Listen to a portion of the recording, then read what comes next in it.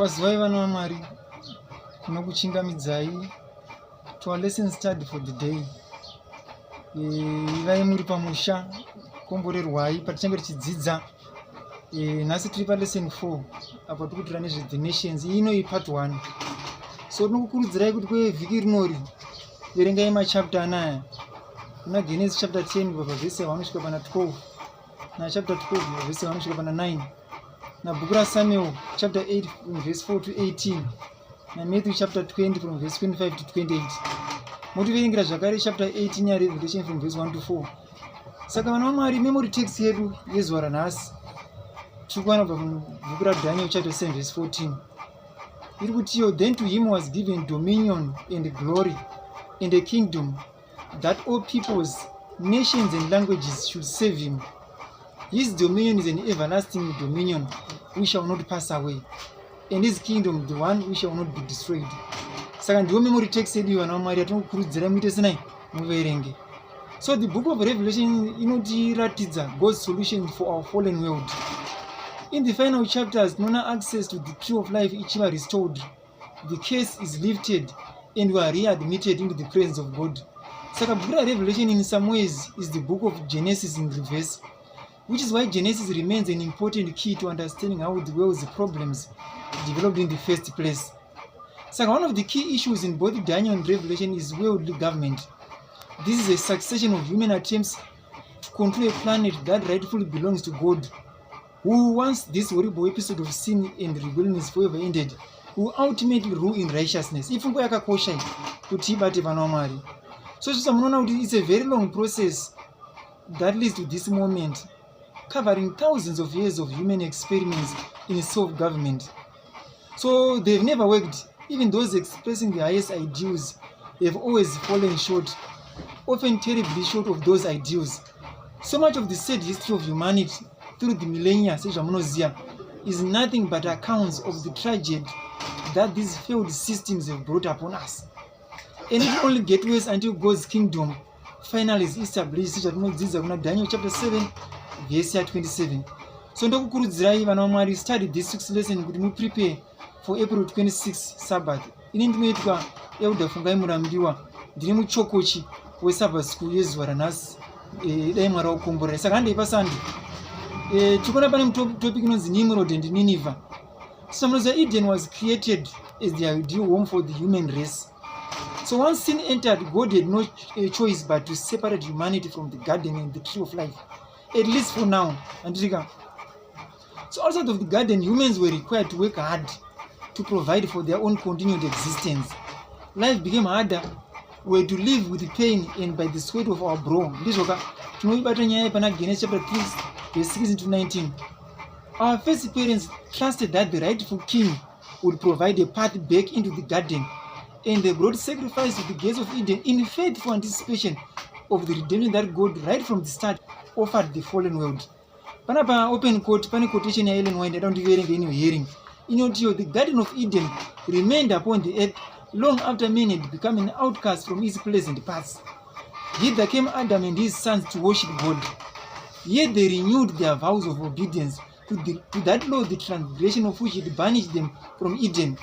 When the tide of iniquity overspread the world, and the wickedness of men determined their destruction by a flood of waters, the hand that had planted Eden withdrew it from the earth. But in the final restitution, oh, what a wonderful thought! What there shall be a new heaven and a new earth, so that no this is Revelation chapter 21, verse 1. It is to be restored, more gloriously adorned than at the beginning. Close quote. Ellen G. White, Patterns and Prophets, page 62. Sometimes others, however, worked a man-made solutions to our newfound problems, and we see the birth of city-states in an attempt to create an easy life and perhaps to try to recapture what was lost in Eden. Genesis chapter 10 verse 1 to 12. This is where the Bible introduces a number of key political players found throughout the rest of the Bible, including Nineveh and Babylon. So given what we know about the roles of these cities later on, what can we deduce from these texts that are from Surah? dzandaisa pamberi penyu. What can you deduce from this text? Kuti ma-powerful thoughts atingabudisa ipapo. So tiendera mberi nechidzidzo chedu muchaona kuti vana Mwari, some have read about Nimrod and have concluded that he is a noble hero, much like the conquering heroes of pagan mythology. But tikada kuverenga Bible chaizvo tinoona kuti they did not describe him as a mighty one on the earth and a mighty hunter before the Lord. This is not a compliment. Nimrod is great in his own estimation, and he stands before the Lord in the sense that he defies God. And what we see in this text is the spread of the rebellion against God, a rebellion that will exist until ultimately all rebellion will be forever eradicated. What a wonderful thought. So why is the sin of rebellion against God more subtle than we might realize? How can we protect ourselves against this very human trait? Mubvunzo mukuru vana vaMwari vafana kuti tese tifunge nezvazvo. Hande mberi pamande pane musoro unyaya kuti Abraham's call. So in the 10th chapter of Genesis we see the birth of various nations. And the word usually translated nations is in Hebrew called goyim, which also can refer to Gentiles. Genesis chapter 10 tells us that the human race divided up into lands, languages, families, and nations. Chapter 10 verse 5, also Revelation 14 verse 6. Almost immediately after the introduction of this concept, God calls Abraham out of one of those nations to be different from them and from what they represent. What a wonderful thought. So that moving again, Genesis chapter 12 verse 1 to 9. Why did God call Abraham later Abraham out of his country of origin? Abraham, Abraham, say out of the country of his own origin. So God intended to use Abraham to establish a nation that would stand in contrast to human kingdoms. They were not to have a king other than God himself. The people were to show what would happen if the human race returned to their creator. Israel was established to be a blessing to all the families of the earth. Funga itunoona pana Genesis chapter 12 verse 3. So God had poured out upon the Israelites light and the privileges that had not been seen in the world since perhaps before the flood. Now tiverenge book ra Deuteronomy chapter 4 kubva verse 5 kusvika pana 9. Mubvunzo bwayo kwatiri wokuti what was the Lord telling the children of Abraham, the nation that had become a fulfillment of the promise God had made to Abraham? Mubvunzo seclass munoona sei kuti uze patoramba chiendera mberi nechidzidzo chedu.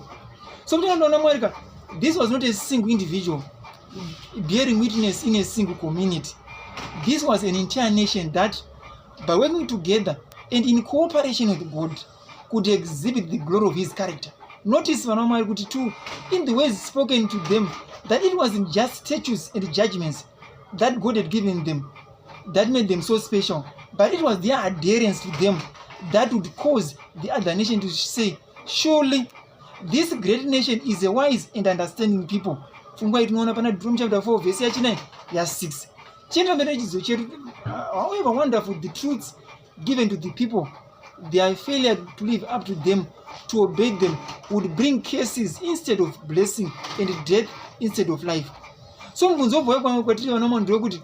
how does the same principle, that of not just knowing these truths but obeying them, apply to us as Seventh-day Adventists today?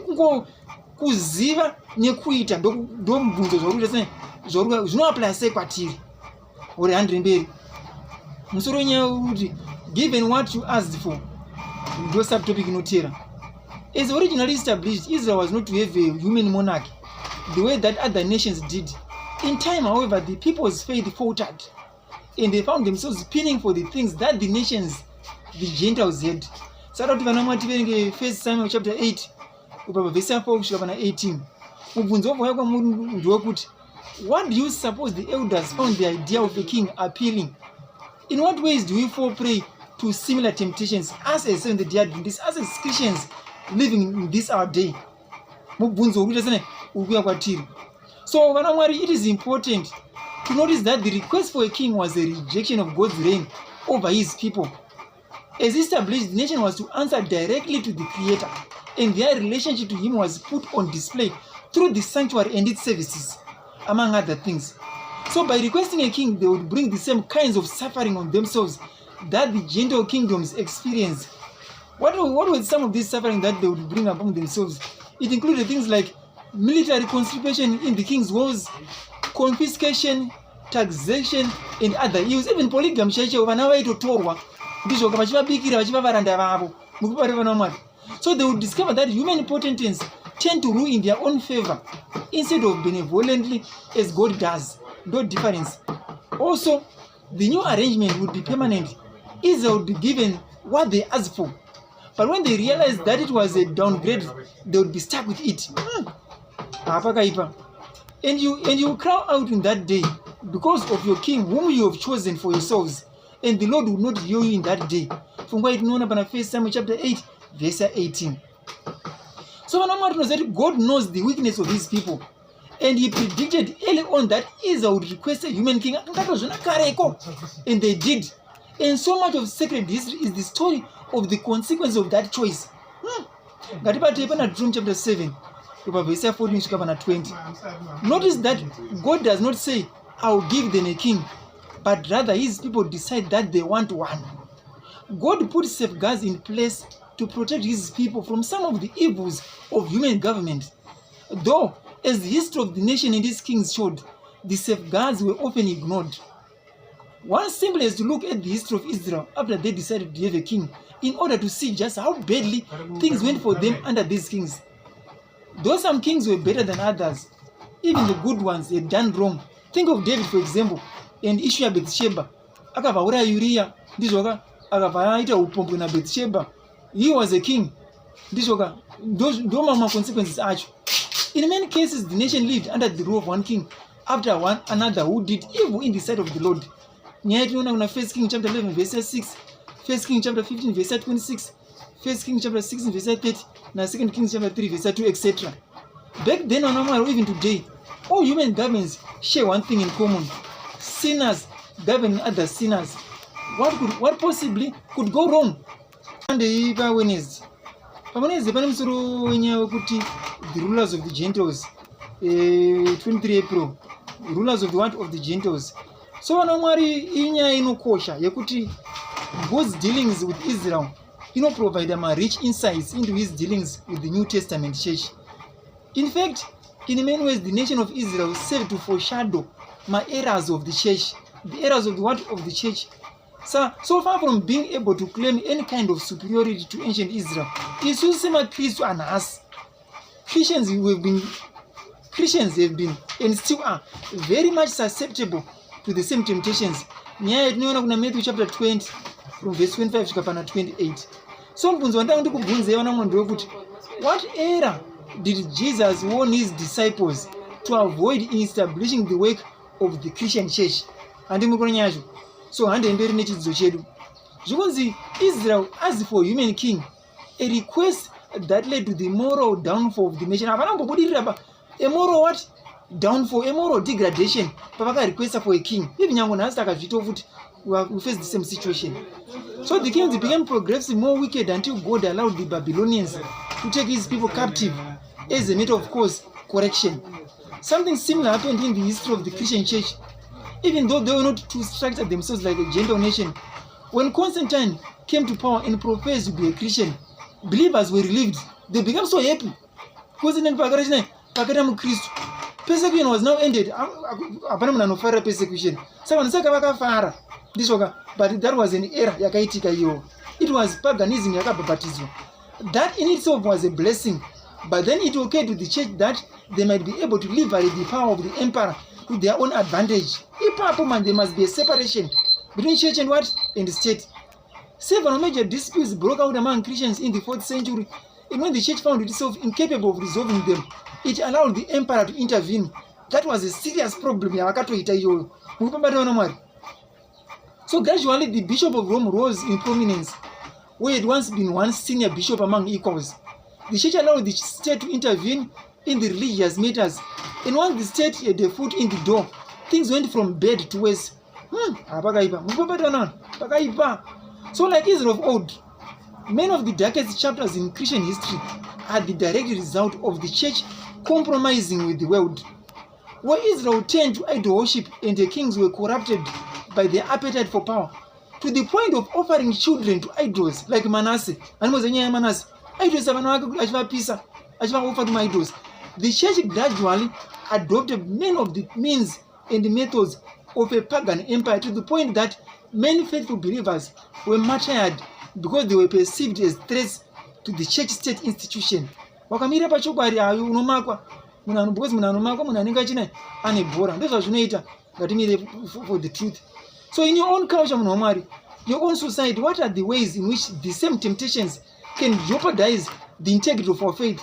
Parati madzimambo enyika oda kutibatsira kuti toda kutsvaga simba ravo kuti vatibatsire kuti tisolve maissues echechi.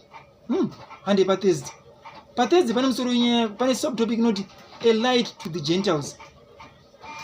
The primary purpose for which God established the nation of Israel was not to condemn the rest of the world, but to save it. What a wonderful thought. Certainly, most of us feel condemned when we are confronted by righteous behavior in someone else. So the existence of Israel also served to highlight the sin and selfishness of the nations around it. Believers living in harmony with God highlight his righteous character, which naturally leads to conviction. Ideally, the lives of people who keep the commandments of God, such as Revelation 14 verse 12, should showcase his character. Let our light so shine. However, had the Israelites acted as they should have and done what they've been told to do, the nations would have come to them in peace, seeking to know more about them and their God. Tragically, as the Babylonian captives showed, these nations came to wage war instead. The ultimate showcase of God's character, of course, was Jesus, the only human who has perfectly demonstrated it. But his perfect example, which certainly brought conviction to us, was intended as an invitation. John chapter 3, verses 16 to 21, even verse 16, it's a powerful verse. The ultimate purpose for establishing the nation of Israel was the same as God's purpose in establishing the church. He longs to use his people to draw sinners toward Christ. The core of the three angels' messages delivered through his church goes out not to a select few, but to every nation, tribe, tongue, and people. So that knows about 14 verse 6 Revelation. If Revelation chapter 18 verse 1, predicted that the whole earth will be lighted up with the glory of God prior to Christ's return. What a wonderful thought. So what do the following passages teach us about God's intended draw for his people in this world? So that moving in chapter 9, So how can we apply these principles to ourselves? Numbers 14 verse 17 to 21, Isaiah 42 verse 6, 49 verse 6, 60 verse 3, Revelation 18 verse 1 to 4. Let's read again Revelation 18 verse 1 to 4. The call for my people, that is God's people, to come out of Babylon. How is that going to happen? In other words, how can we as a church that is not in Babylon be used by God to call out God's people who are still in Babylon? Kuti vabve murima vauye kuchaedza, tingashandise sei, tingaite sei kuponesa vanhu vaMwari vauye kuchai kuzvokwadi yaMwari. Little by little, at first in stealth and silence, and then more openly as it increased in strength and gained control of the minds of men, the midst of iniquity carried forward its deceptive and blasphemous work. Almost imperceptibly, the customs of heathenism found their way into the Christian church. The spirit of compromise and conformity was restrained for a time by the fierce persecutions which the church endured under paganism. But as persecution ceased and Christianity entered the courts and palaces of kings, she laid aside the humble simplicity of Christ and his apostles for the pomp and pride of pagan priests and rulers. And in place of the requirements of God, she substituted human theories and traditions. This is so sad. So the nominal conversion of Constantine in the early part of the 4th century caused great rejoicing, and the world, clogged with a form of righteousness, walked into the church. Now the work of corruption rapidly progressed. Paganism, while appearing to be vanquished, became the conqueror. Her spirit controlled the church. Her doctrines, ceremonies, and superstitions were incorporated into the faith and worship of the professed followers of Christ. Pfungwa iyi tinoiwana mubhuku raEllen G. White inozi The Great Controversy kubva papeji 49 kusvika papeji 50. So takutendei vana Mwari, maha makateera, maha muchiona urongwa huno hweSabha School yedu. Ndokukurudzirai subscribe kuchannel yedu, likei, viewai, shareai, ndizvoka, and click pa notification bell apo kuti murambe muchiona zvimwe zvinhu zvatinenge tichiproducer. Uye kana mune macomments adropei mucomment section munomu kuti tingaite sekuimprova, nekuti vhangeri rirambe chiende kuvanhu vose, vanhu vasvikirwe naro. Mwari akukomborerei, Mwari akuitire zvakanaka. Kuona kwenyu mavhidhiyo edu nekushare kuvanhu kunoita kuti vhangeri risvike kuvanhu vakawanda, vanhu vazhinji vaponeswe, kuguma kusvike, ndizvo tiende kumusha Mwari kwakatigadzira zvikuru zvatisingakwanise kuti tifunge ndepfungwa dzedu. Mwari akukomborera kuitire zvakanaka. Nokutendei vana Mwari. May God bless you. Amen.